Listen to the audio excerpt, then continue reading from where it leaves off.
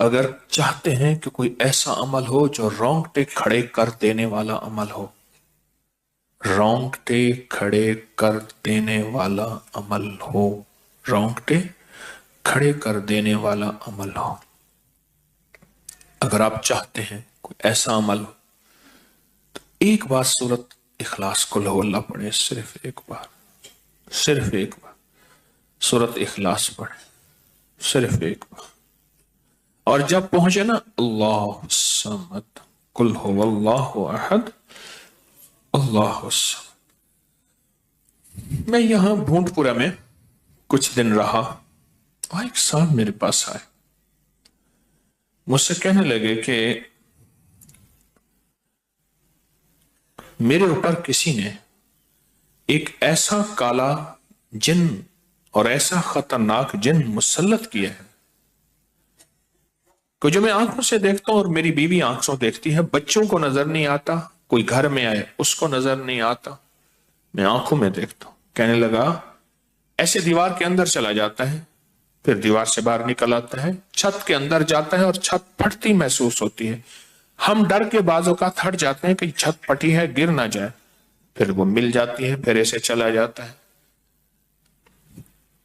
وہ کالا جن ایسے چلا جاتا ہے، ایسے آ جاتا ہے. کہا کہ اسے کسی نے ہمارے اوپر مسلط کیا ہے، مسلط کیا ہے. ان کے کچھ مسائل تھے، کوئی آپس میں مسلط کیے، اور کہا کہ وہ جن ایسا ہے ہمیں عبادت نہیں کرنے دیتا، تسبیح نہیں کرنے دیتا، وظیفے نہیں کرنے دیتا، اعمال نہیں کرنے دیتا، ہمارا منہ بند کرتا ہے. مجھے آج بھی اس بندے کے الفاظ یاد ہیں.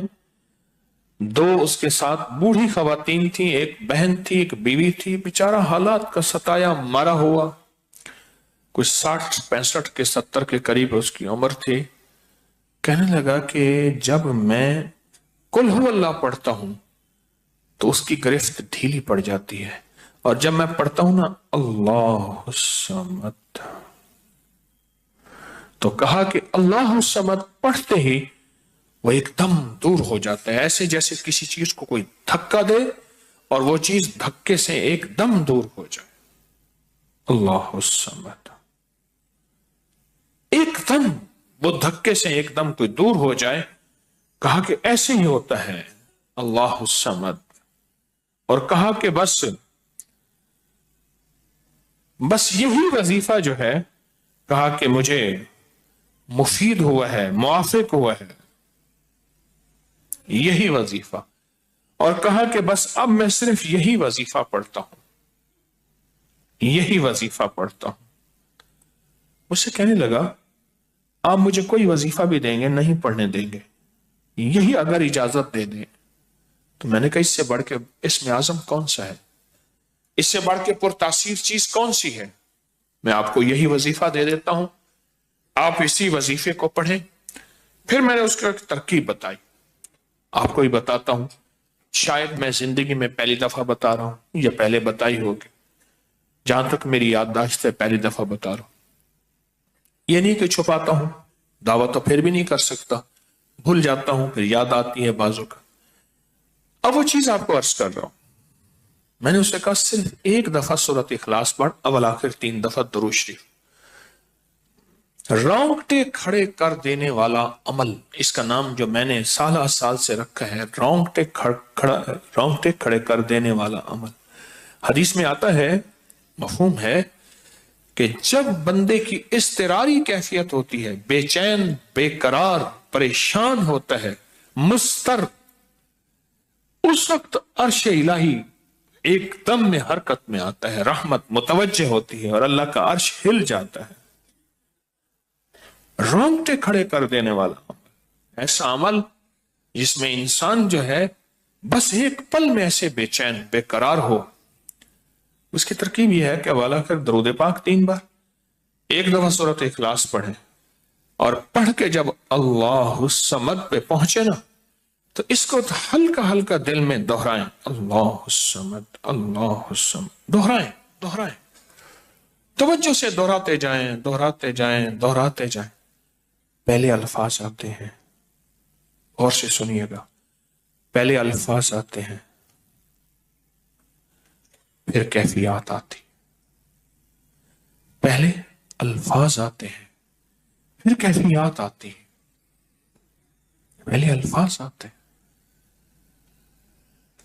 انسان پہلے الفاظ سے، بچہ نا،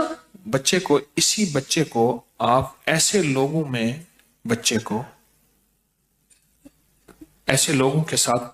پلنے کے لیے جو بول نہیں سکتے، بچہ کبھی نہیں بولے گا، ہوں ہاں کرے گا، کرے گا، بول نہیں سکے گا، کیونکہ بچہ الفاظ چنتا ہے پھر وہ الفاظ بولتا ہے، پہلے الفاظ ہوتے ہیں۔ کسی نے پوچھا، حضرت میرا دل ذکر نہیں کرتا، بس زبان سے کرتا ہوں۔ کہا مبارک ہو، اللہ نے جسم کے ایک حصے زبان کو قبول کر لیا ہے، اس کو نہ چھوڑنا، ایک وقت آئے گا دل بھی قبول ہو جائے گا، ایک وقت آئے گا دل بھی قبول ہو جائے گا، اس زبان والے ذکر کو نہ چھوڑنا، ایک وقت آئے گا دل بھی قبول ہو جائے گا، اس کو نہ چھوڑنا، اس کو نہ چھوڑنا، حقیقت کہہ رہا ہوں۔ میں نے اس سے کہا کہ ایک ایسا کام کر، تنہائی میں بیٹھ، اور تنہائی میں بیٹھ کے نا، بس صرف تو ہو، اللہ ہو اور بندہ ہو، تنہائی میں بیٹھ، اور تنہائی میں بیٹھ کر،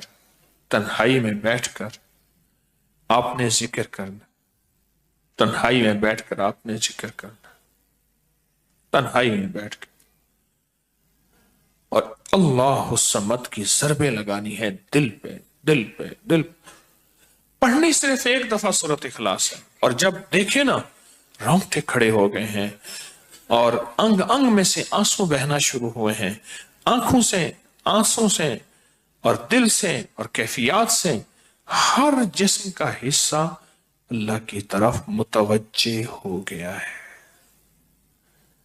ہر دل کا حصہ، ہر جسم کا حصہ، ہر رگ رگ رگ رگ رگ رگ اللہ کی طرف متوجہ ہو گئی ہے، تو پھر اللہ کے ساتھ تعلق بنا، اور اپنی مراد، اپنی آس، اپنی امید اللہ کے سامنے پیش کر، اپنی مراد، اپنی آس، اپنی امید اللہ کے سامنے پیش کر، اور اللہ الصمد کو دوہرا دوہرا دوہرا دوہرا دوہرا۔ یہ جو جنگلوں میں کہتے ہیں چلا کیا فلاں بابا جی نے، پہاڑوں کی غاروں میں چلا کیا فلاں بابا جی نے، کنووں کے اندر چلا کیا، ابھی بھی ایسے کنویں موجود ہیں جس کے نیچے اتر کے پانی بھرتے تھے، اس کو ہمارے برے صغیر کی زبان میں باولی کہتے ہیں، اس میں نیچے جا کے پانی بھرتے تھے۔ میں نے بخارا کے اندر دیکھا اور کئی جگہ دیکھا، ٹھٹھا میں بھی ابھی وہ ہیں، ٹھٹھا میں لیکن خشک ہو چکے ہیں، نیچے جا کے پانی بھرنا، ان کنووں کی گہرائیوں میں جا کے، تنہائیوں میں بیٹھ کے، خشک کنووں میں اللہ الصمد اور ذکر، اس کی وجہ اندر تنہائیوں میں۔ یا پھر کیا کیا؟ کہا کہ روئی کو تھوڑا سا گیلا کر، اور پیسی ہوئی کالی مرچیں اس میں ملا، اور کانوں میں ڈال کہ کوئی آواز کانوں تک نہ پہنچے۔ میری اماں رحمت اللہ علیہ کے پاس طوطا تھا، تو اس طوطے کو کلمہ پڑھاتی تھی، رات کو پڑھا پڑھا کے نا اس کے کانوں پہ موم لگا دیتی تھی، میں نے خود دیکھا، کانوں پہ موم لگا دیتی تھی کہ ساری رات اس کے کانوں میں، ساری رات اس کے کانوں میں اور کوئی آواز نہ جائے، جاگ رہے، اور کوئی آواز نہ جائے۔ اچھا ایسا کرتے رہے کرتے رہے، میں نے خود دیکھا کچھ عرصے کے بعد اس نے کلمہ پڑھنا شروع کر دی۔ ایسے ہی ہم اگر مشق کر لیں، جانور کی مشق ہو جائے تو اس کو کلمہ زبان پہ آ جاتا ہے۔ اگر ہم کبھی بھی کسی جنگل ویرانے میں، کبھی گھر کی تنہائیوں میں، کبھی کہیں بھی ایک دفعہ سورۃ قل ہو اللہ پڑھیں اور ایک دفعہ سورۃ اخلاص پڑھیں، اور ایک دفعہ سورۃ اخلاص پڑھیں، لیکن اللہ الصمد کو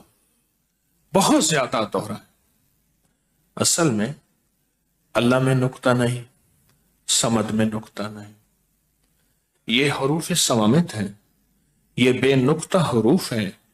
اور ان بے نقطہ حروف میں بہت طاقت بھی ہے، بہت تاثیر بھی ہے، بہت کمال بھی ہے۔ اللہم اغفر لی ولوالدی وللمؤمنین والمؤمنات والمسلمین والمسلمات۔ آپ اس وظیفے کو اٹھائیں، اس میں ذرا چنیں کہ بے نقطہ حروف کتنے ہیں۔ آپ کو ایک حیرت ہوگی، اور آپ کو حیرت ہوگی کہ اچھا یہ کیا ہے۔ جو طبیب کامل ہو جاتا ہے نا، یاد رکھیے گا، جو حکیم پختہ کار ہو جاتا ہے، جو ڈاکٹر پختہ ہو جاتا ہے، وہ کسی کا نسخہ دیکھتے ہی نا ایک پل میں دوائیں دیکھتا ہے اور دوائیں پڑھتا ہے، کہتے بس اس میں تھوڑی سی تبدیلی کر دیں باقی ٹھیک ہے، یا کہتے ہیں نہیں تبدیل نہ کریں یہی ٹھیک ہے۔ اسے پتہ ہے یہ اس جسم کے مطابق، اس بیماری کے مطابق یہ عین صحت ہے، عین تندرستی ہے۔ اسی طرح جو وظائف کی دنیا کا بندہ ہوتا ہے اور اس کو وظائف کی دنیا میں پختگی مل جائے تو وہ بھی ایک پل میں وظیفے کے اندر کی طاقت دیکھتا ہے کہ اس میں حروف آتشی کتنے ہیں، خاکی کتنے ہیں، آبی کتنے ہیں، بادی کتنے ہیں، سوامت کتنے ہیں، قمری کتنے ہیں، شمسی کتنے ہیں، اور اس کے اندر وہ حروف کتنے ہیں جو نوری ہیں، وہ کتنے ہیں۔ ایک پل کے اندر اسے وظیفے کی طاقت اور تاثیر، اور ایک پل کے اندر اس کے کمالات اس کے اندر کھل جاتے ہیں۔ اندیکھا جہان ہے، لاہوت ملاکوت کا جہان ہے۔ ایک صحابی حضرت معاذ بن جبل رحمت اللہ رضی اللہ تعالیٰ عنہ، وہ فرماتے ہیں کہ زندگی محدود ہے، علم لا محدود ہے۔ انہی کا فرمان،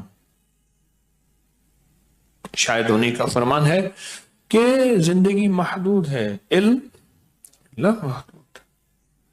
تو جو علم لا محدود ہے اس کو ہم نے اپنی عقل سے سمجھنے کی کوشش کریں، اپنے شعور سے سمجھنے کی کوشش کریں، اپنے احساس اور ادراک سے سمجھنے کی کوشش کریں تو نہیں سمجھ سکتے۔ علم ہے ہی لا محدود، اس کی حد نہیں ہے۔ کبھی اگر آپ رونگٹے کھڑے کر دینے والے عمل کو چاہیں نا تو بیٹھ کے اس کی مشق کر لیں۔ دوسری یا تیسری مشق کے اندر آپ کو توجہات مل جائیں گی، ایک پل میں وجدان مل جائے، آپ حیران ہوں گے یہ کیا ہوا، اتنا جلد مجھے توجہ مل گئی، ساری عمر میں بڑی بڑی دعائیں مانگتا رہا، کبھی توجہ نہ ملی، کبھی کیا نہ ملی، توجہ نہ ملی، اور پل کے اندر اتنی مجھے توجہ مل گئی، آپ حیران ہو جائیں گے۔ اللہ الصمد، جب اس کو انسان وجدان سے اور پورے درد سے اور پورے غم سے اور پورے درد سے بندہ اس کو دہراتا ہے، اس کے اندر جتنے بھی حروف ہیں وہ سارے وہ